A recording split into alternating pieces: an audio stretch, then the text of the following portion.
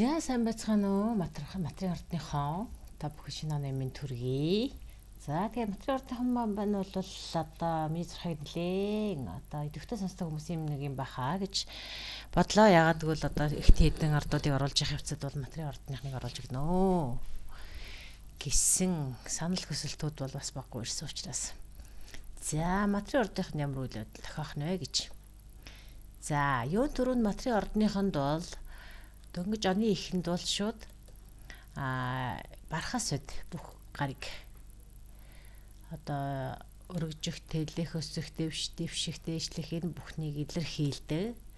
Сайн сайхан ирээдүйг одоо тийм оптимист тэр өөдрөг бүхнийг одоо ивэж тэтгэдэг ийм гараг. Таны 7 дугаар гэрт орох нэ. За таны 7 дугаар гэр гэхээр энэ бол харилцаа, бүх төрлийн харилцаа, дээрэс нь уулзалт, танил, хайр дурлал энэ бүх юмыг илэрхийлнэ. За тэгэхээр магадгүй одоо энэ үед таны 7 дугаар гэрт орж байгаа учраас одоо гэрлэлт аль эсвэл одоо тийм маш тийм таатай тийм түншлэл гих мэт асуудал нэлээ одоо урагштай акцтай явж магадгүй гэж.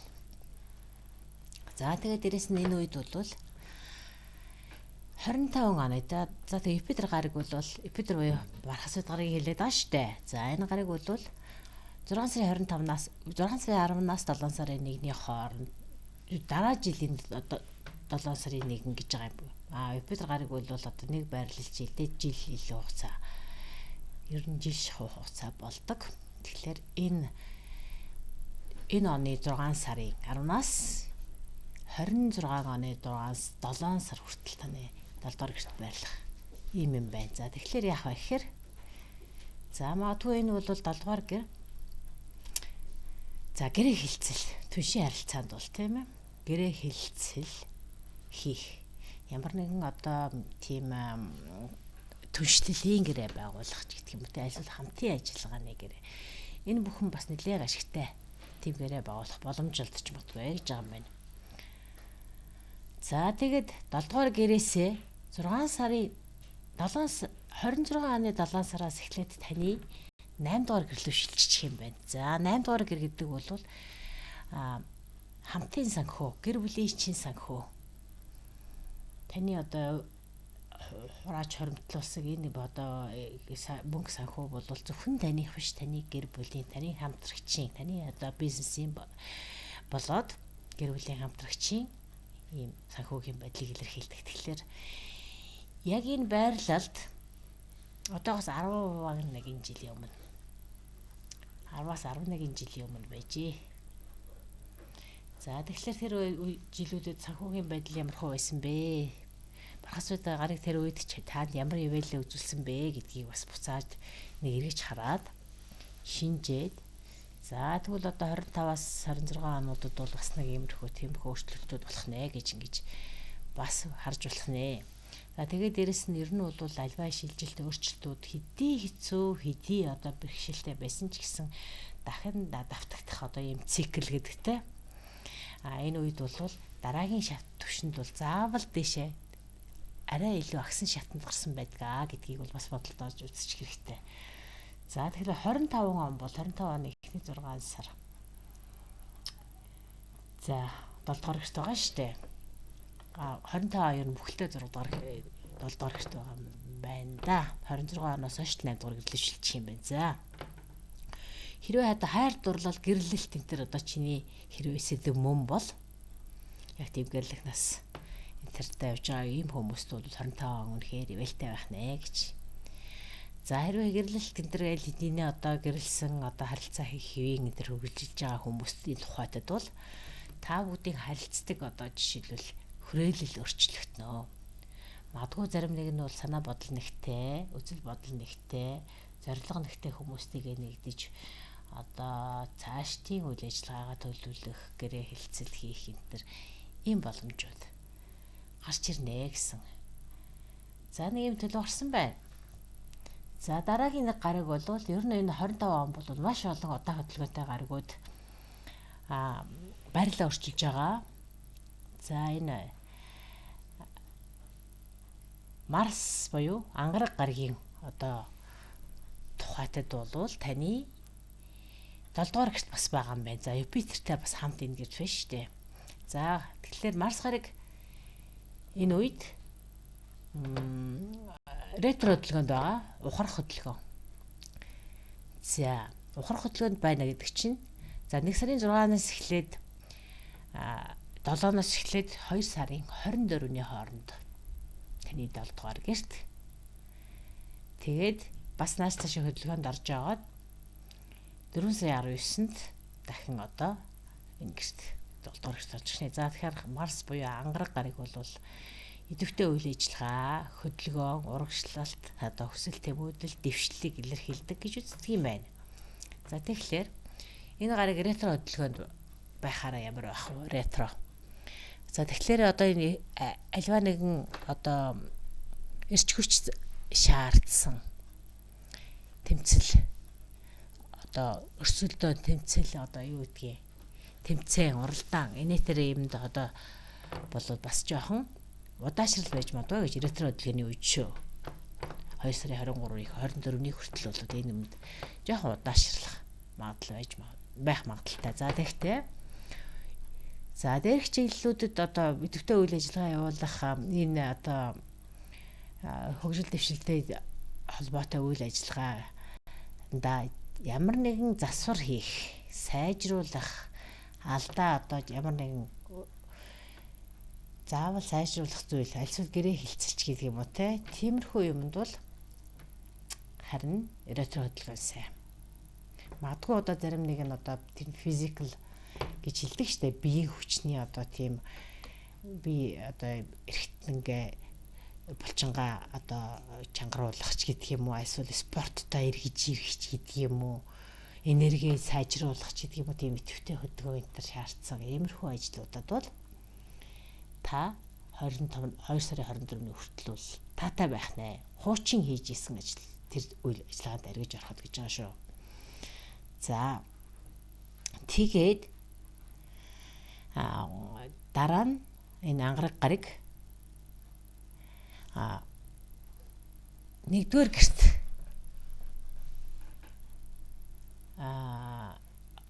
12 сараас хойш 25 оны 12 сараас 26 оны 11 сар хүртэл 1-р гэрлөө шилжих юм байна.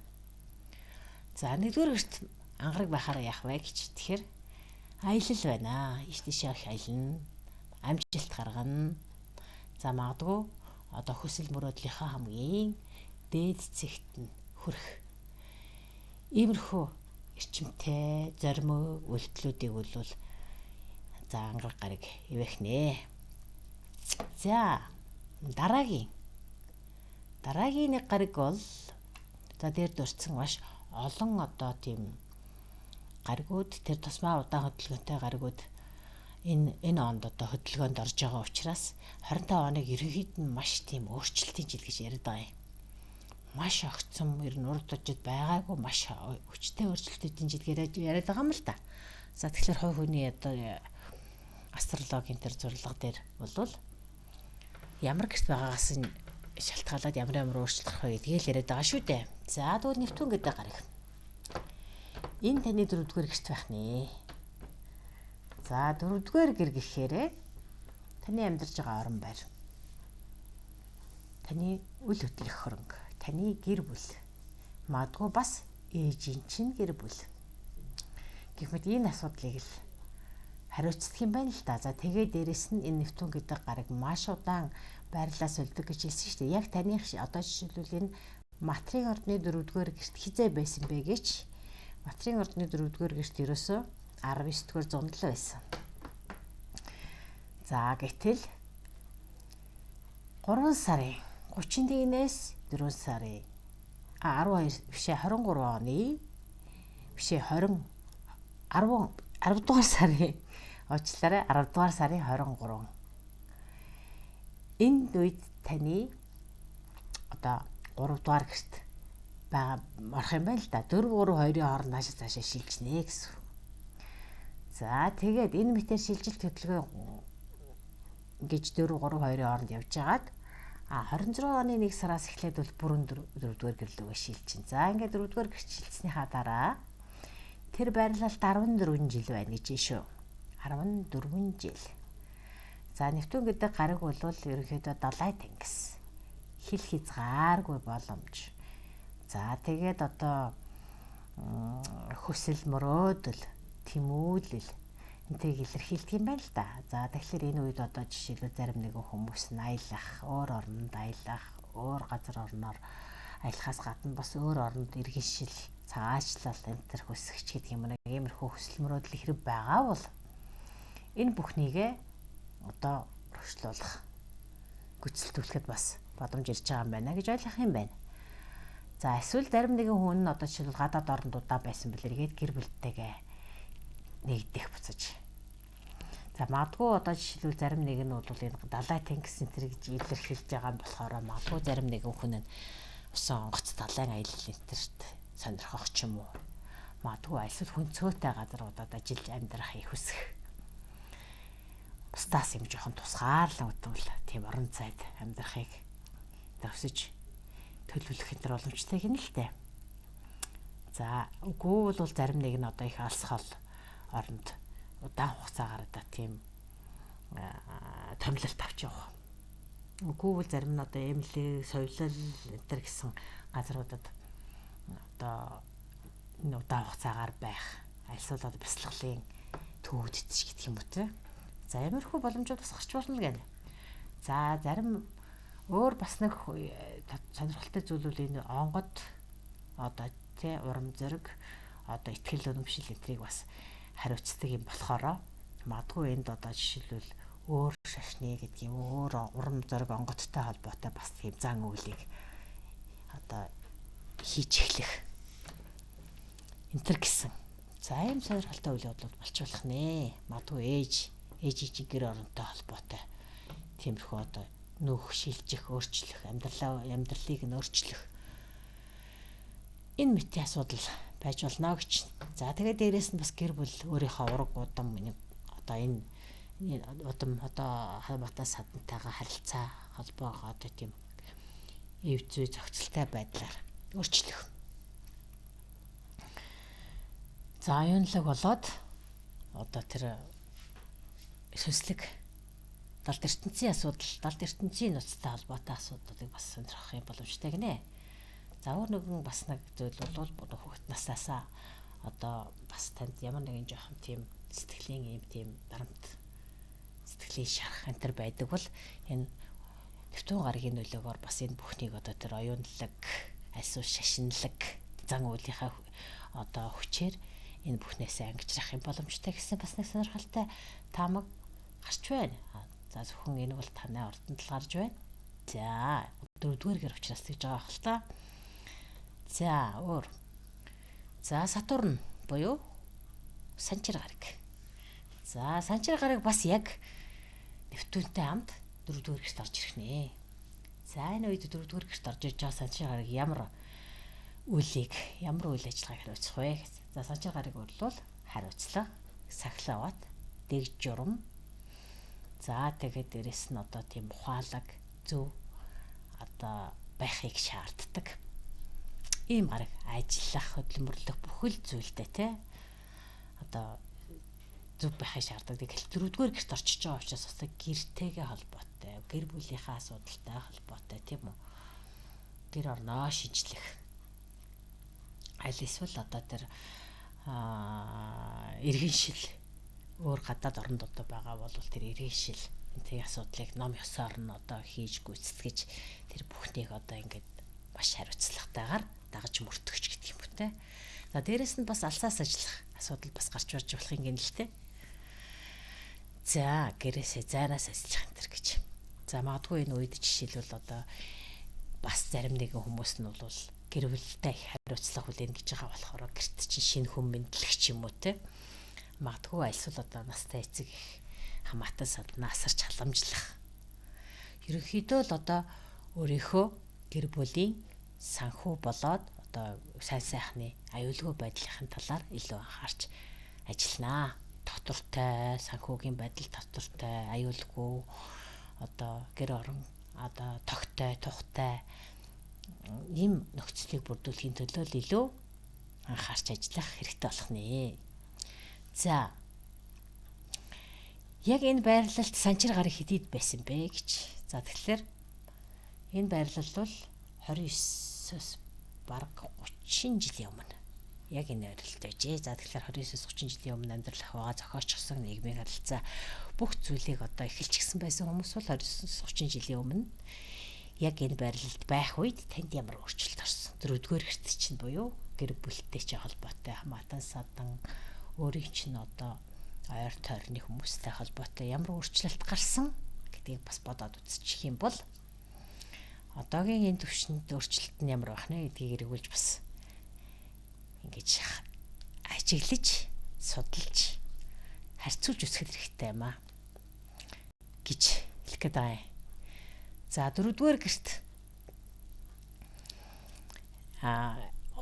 5 сарын 26-наас 9 сарын 2-ны хооронд байжгаад тэгээд 3-р гэрлөө бас дахиад санчир гараг 1-4-5 сарын туршид байх юм байна.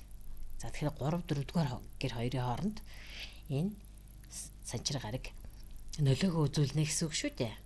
За тэгээд харин 26 оны 1 сараас эхлээд болвол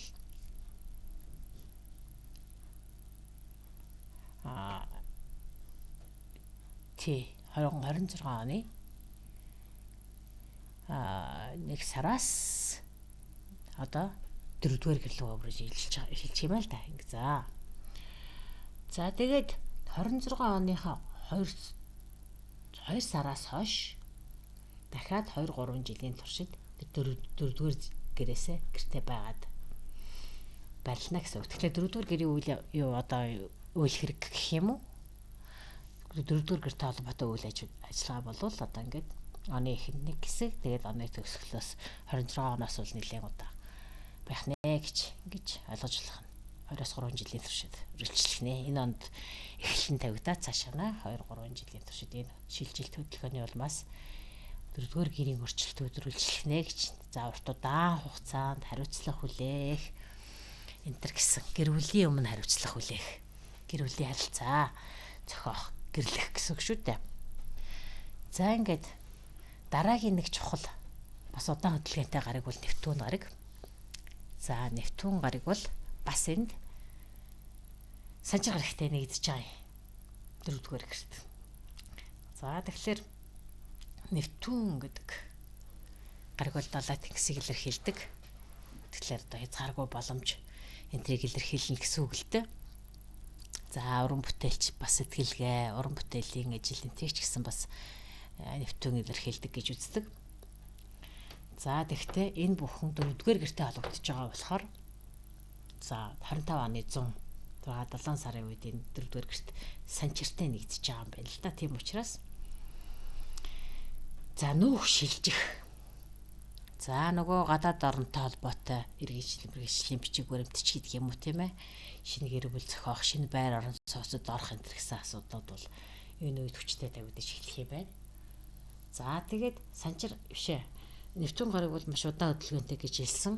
Тийм учраас 4-р гэрт орсноос хойш бол ингээд энэ үйл ажиллагаа дараа нь 30 жилийн турш үргэлжилнэ гэж байгаа.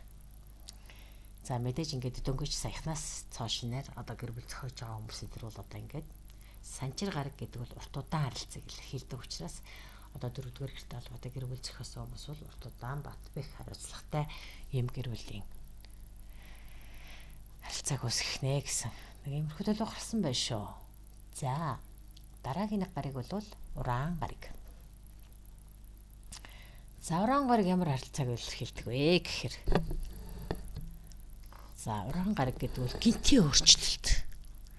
Ерөнхийдөө одоо гів гинтийн бүр одоо би тийм сюрприз маягаар өөрчлөлтөнд орж ирдэг гэж хэлдэг юм л да. За тэгтээ өөр нэг зүйлийг хэлэхэд Нептун гараг бас тийм хайр дурлал дээр бол Нептун гараг тийм болцол нөхцөлгүйгээр хайрлах, хайр дурлал энтрийг илэрхийлдэг болохоор хайр дурлал гэр бүлийн харилцааны асуудал дээр бол та бүхний энэ жил их таатай байх нь аль гэж харж байна да. Тэ. нэлээд тийм таатай хайр дурлалын тухайтад бол тийм. За тэгэхээр ураан гараг.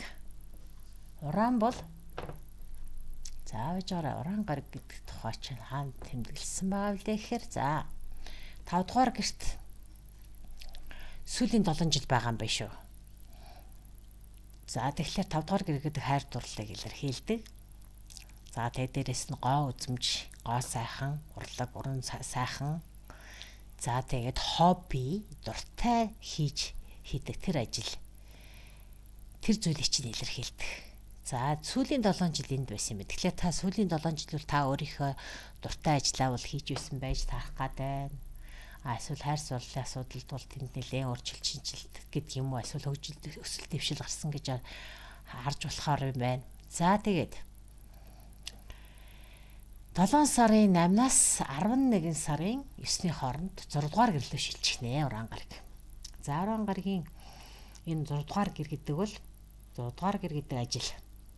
Таны амьдралын хэм маяг өдөр тутам хийдэг ажил. За дээрэс нь эрүүл мэндийг хариуцдаг. За тэгэхээр ураан гарагийн нөлөөгөөр үлвэл та магадгүй одоо эрүүл мэндэд илүү анхаарах.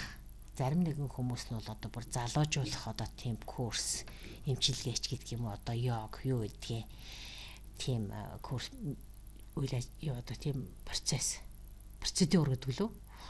Тийм үйлчилгээнд одоо хамрагдах их хүсэл сонирхол төрөх ч юм уу эсвэл тийм юмд одоо хамрагдаад үр дүнгээ үзэх. За магадгүй зарим нэг нь одоо хоол тэнтигээ өөрчлөх. Тийм ээ. За энэ бүхэндээ жишээлбэл шин технологи. Яагаад шин технологи гэдэг байгаа вэ гэхээр ураан гараг бол бас маш одоо тийм интернет, шин үеийн хөгжил, дэвшил энтрийг хариуцдаг байхгүй юу? Тийм болохоор ингэж хэлж явах шиг байна. За тэгэхээр энэ бүх өөрчлөлтүүд хэдийд орж ирэх вэ гэхээр 4 сараас. Энэ оны 4 сараас.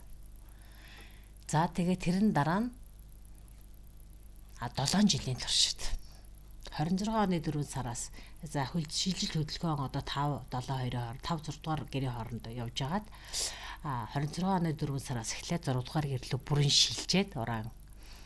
Тэгээд тэндээ дахиад 7 жил 6 дугаар гэрт 7 жил байна л гэдэг чинь таны ажил өдөр тутам хийдэг ажил болоод эрүүл мэндийн асуудалтай та 7 жилийн туршид одоо тийм шинэ хэв маяг, шинэ одоо дадал зуршил эрүүл мэндийнтэй болоод ажил амралтын ийм шинэ маяг, ийм боломжуудыг бол хайж өөртөөрөө хэрэгжүүлэх процесс бол 7 жилийн туршид явагдах нэ гэдээ ойлгочих болох юм байна.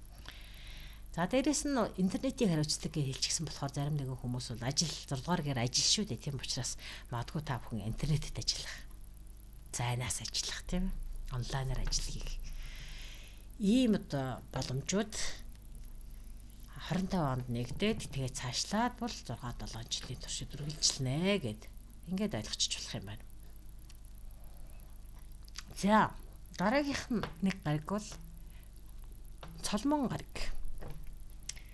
За Венера гэж хэлдэг те. Венера, Venus гэд хайр дурлалыг ивэдэг. Урлаг, уран сайхан, хобби, бүтээлч сэтгэлгээ, бас мөнгө. Энтергээд олон зүйлийг илэрхийлдэг гэж яриад идэг юм да. За энэ бол таны 4-р гэрт 3-р сараас эхлээд 4 сарын донд хүртэл байрлах нь. 3 сарын 2-оос 4 сарын 12. За энд гарагийн нөлөөгөр юу болох вэ гэхээр за нүүх шилжих тийм үү. За үл хөдлөх хөрөнгийг одоо дахиж бичиг баримтыг нь бүрдүүлэгч гэдэг юм уу те, шинжлэх үйл хөдлөх хөрөнгөө. За тэгэхээр ерхүү үйл явцад болно гэж байна. Гэхдээ яг энэ байрлалтаа бол одоо бол юу энэ цолмон гарагч яг одоо ч биш юм байна. 2 сараас 4 сарын хооронд бол бас ретро хөдөлгөөнд орж байгаа юм байна. За тийм учраас энэ ретро хөдөлгөөнүүдэд бол одоо нөгөө дахин шинжлэх үйл ажиллагаануудыг л хийн штэ. Өнгөрсөнд яг хийж исэн одоо 4-р гэрт хийж исэн шинжилгүүдээ л эргэж авах гэсэн үг. Сайжруулна, засна, алдаагийн засна илүү сайжруулна л гэсэн үг.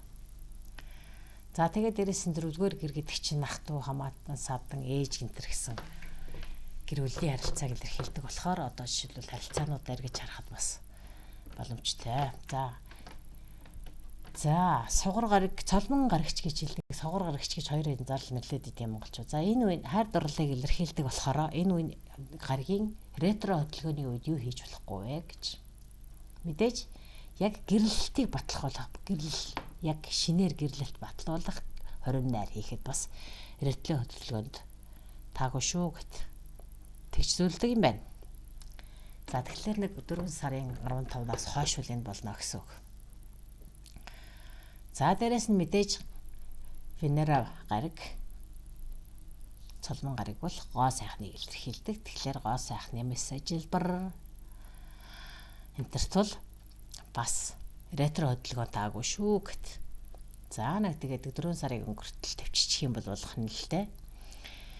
За тэгээд дараа нь 7 дугаар гэрт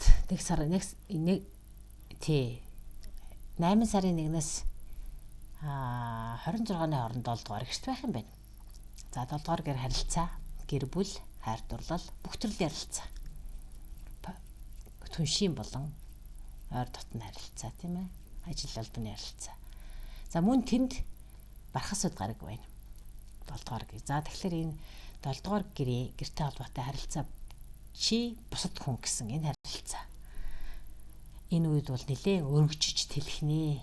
Одоо жишээлбэл гэрээ хилцэл ямар нэгэн одоо тийм тохиролцоо энэ төр эсвэл уулзалт болзоо энэ төр хийхэд илүү амар хэлбэр болох нэ гэж. Бархасууд гараг бол одоо дандаа тийм хөгжил дэвшил өсөлт хөгжлийг сайжруулах тэр одоо талд нь илүү нөлөөлдөг гэж үздэг учраас энэ бол за дээрэс нь цолмон гараг маань бол гоо сайхныг илэрхийлдэг. Магадгүй таны одоо гоо үзэмж бусдыг татах чадвар чинь анхааралтай өртнөө л гэсэн. За тэгээд оны төгсгөлийн 7 хоногт оны төгсгөл 12 сард бол цолмон гарагт энэ 1-р гэрт орж ирэх юм байна.